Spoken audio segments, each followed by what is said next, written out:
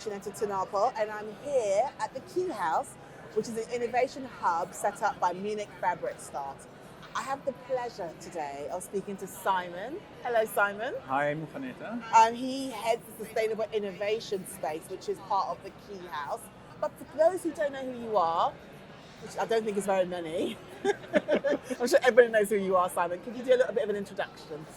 Yeah, so my name is Simon, and I'm the curator of the Sustainable Innovation Forum, which is here like for the 8th year, so the 16th time already. Wow.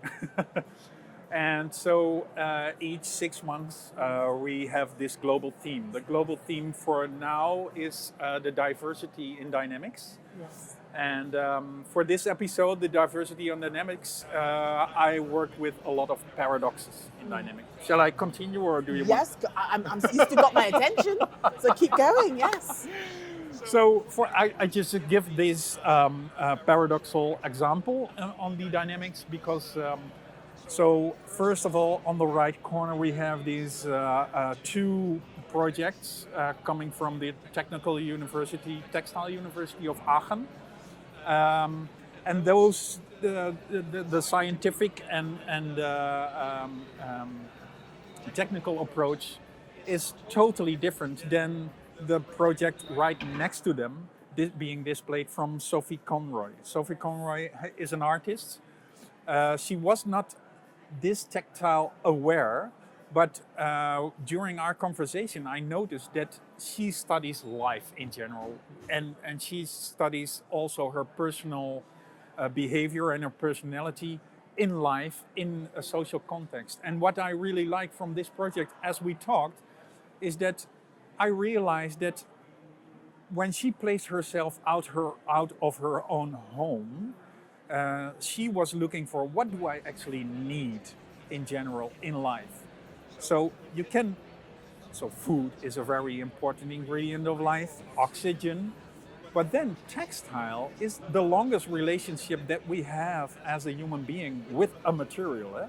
So from the prehistorical perspective, I noticed that her work actually is going back to that principle, the same principle. And when we had a talk about that, she discovered herself that her relationship with textiles is like 100% necessary ingredient for life.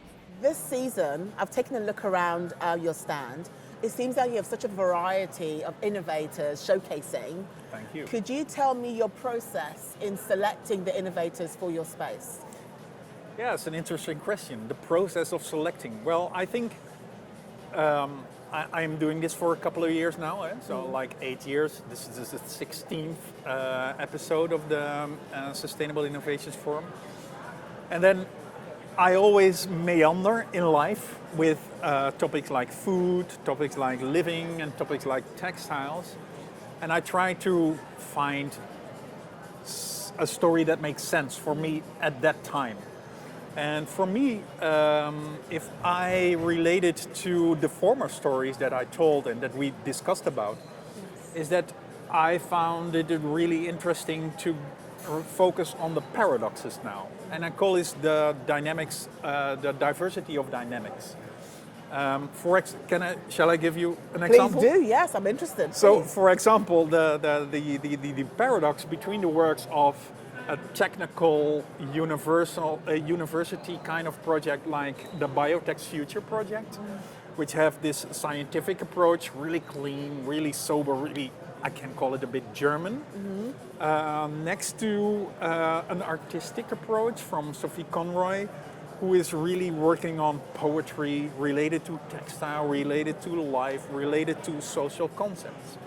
And I like those paradoxes because they create a great textile dialogue from this context. I think you're showing different paths to being innovative, right? Yeah. There's not only one way. Yeah. There's different ways that you can contribute to this concept. So with all these different innovators showcasing on your stage, which ones should I be looking out for? I know you love them all. And it might come across a bit of a hard question, but out of all the innovators, which one are you saying, which should I say, check this one out? I know you like texture a lot, and I know you like when textile is a bit itchy, when it scratches your poetry and it scratches your ethics as well. So I have one project from Susanne. Susanne is her project is called Being Plucked, and what she actually created is that the aggression, but also the romance between a living animal like a bird, which is always like poetically flying and it's like nice and it's like, then she brutal plucks the feathers out of it and connects it to latex fiber, and then she has this ethics and she has this approach to create really poetic pieces that itches a lot. It does pain in the eye if you look at it, but then it also inspires and tickles the eye and makes the textile softer because of the feather material. I think I saw that last night. You showed me it. I saw it, and it was quite scary. Yeah, I always see it in your face. You do like. I did. I mean, I'm all about innovative ways for us to produce textiles, but the idea of a plucked bird in was it latex? And I noticed you have something with animals because you are wearing insects in your ear as well, spiders. They are spiders, and I'm wearing them so you can behave. We should do something with that as well. The spiders, I don't know. But I love the idea that you are not scared to showcase something that people might be like, wow, what is that? Because I think my reaction was like, oh my God.